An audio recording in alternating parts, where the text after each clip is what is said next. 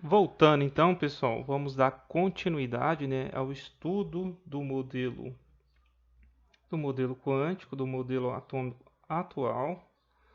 Na primeira aula eu falei, né, do princípio, né, da dualidade onda-partícula, do princípio da incerteza, o conceito de orbital proposto por Schrödinger.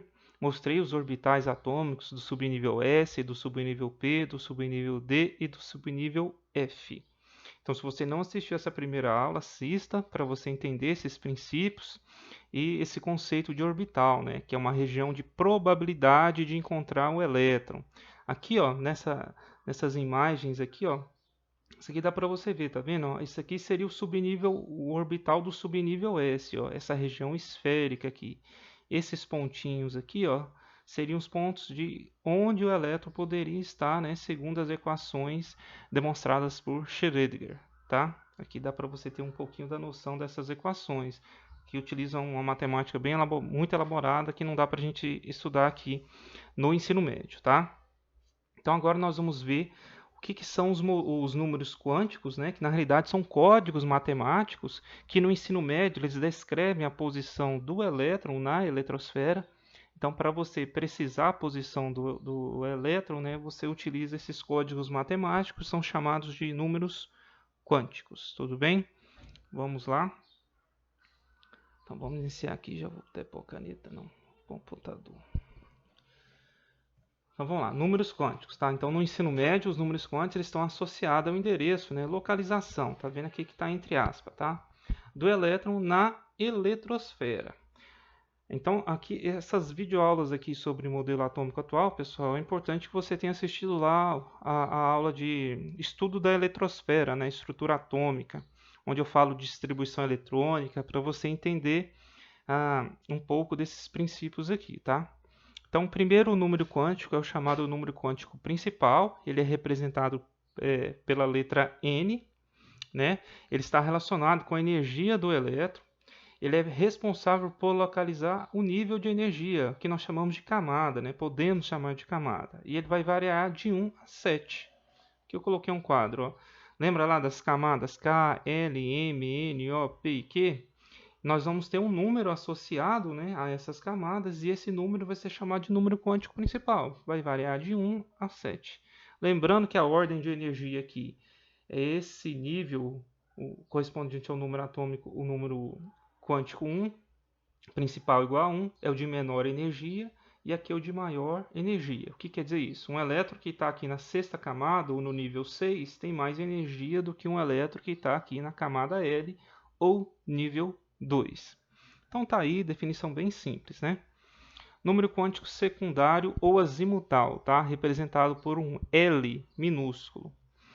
Ele localiza, né, o subnível de energia. Quando nós falarmos em subnível, você vai lembrar das letrinhas lá do SPDF, né, subnível S, subnível P, D e F. E ele está relacionado com a forma espacial do orbital, como que é o desenho, né, desse orbital previsto lá por Schrödinger. Então, os subníveis que nós temos aí, S, P, D e F, e aqui é o número quântico associado a ele. Ó. Então, 0 é para o S, 1 para o P, 2 para o D e 3 para o F. Então, ele vai variar só de 0 a 3, tá?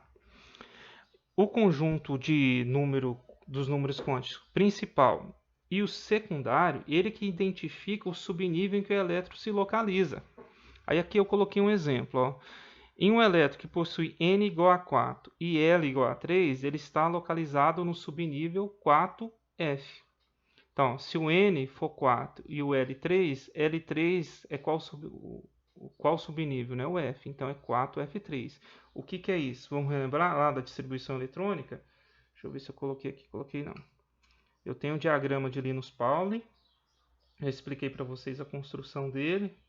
Ó, um S, 2S, 2P, 3S, 3P, 3D, 4S, 4P, 4D, 4F, 5S, 5P e assim vai, né, pessoal? Lembra que ele é composto por 8 setas na diagonal, de cima para baixo? Essa ordem das setas aqui, pessoal, é devido ao valor dessa soma de N mais L. Para o 4F, quanto que dá o N mais L dele? O N dele é 4 e o L dele é quanto? 3, não é? Então 4 mais 3 dá 7. Então por isso que a seta dele aqui vai vir depois da seta do 3D, por exemplo. Porque o 3D, o subnível 3D, qual que vai ser a energia dele? É N mais L. Quanto que vale o N do 3D? 3. O secundário dele, né? O D. O D vale quanto? 2. Então dá 5. Então esse subnível aqui tem mais energia do que esse aqui. Então a seta corta esse aqui depois do que a seta corta esse, o 3D, né? Você pode ver que o 3D, a seta dele, vai cortar ele aqui. Então essa ordem das setas é devido a essa soma aqui, tá? Esse tem mais energia do que esse. Então para saber a energia do elétron, você vai sempre somar o N mais o L. O N ele vai variar de 1, 2 até 7 e o L ele vai variar de 0 até de 0 até 3, né? Depois do 1 é o 2, né? Tudo bem? Com o tempo vocês vão acostumando com esses números.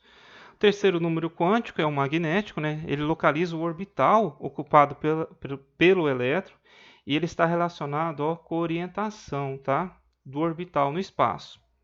Em cada subnível, a variação do M é de menos L a L, que é o número quântico secundário, né? Em química, a simbologia para o orbital é um quadradinho, tá? Eu vou explicar isso agora aqui, vai ter um gráfico aqui para você entender. Então, subnível S, qual que é o número quântico secundário dele? 0. Então, o M dele também é 0, tá? Já o subnível P, o L dele é 1. Então, ele vai variar de menos L a mais L, ou seja, de menos 1 a mais 1. O D, o número quântico secundário dele é 2, que eu mostrei no slide anterior. Então, ele vai variar de menos 2 a mais 2. E o F, não é 3, o L dele?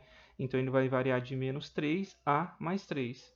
E o que são esses quadradinhos que representam o orbital?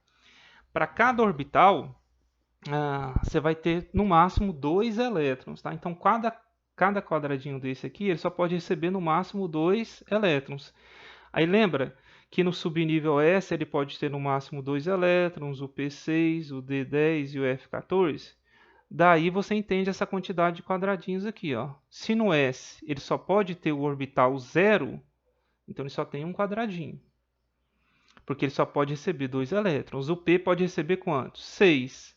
Então ele pode ter 3 quadradinhos desses. Estou falando quadradinho, mas são os orbitais, variando do menos 1 ao mais 1. Esse do centro aqui é o 0. O D, 10 elétrons, então ele vai ter 5 orbitais, 5 quadradinhos, variando do menos 2 ao mais 2.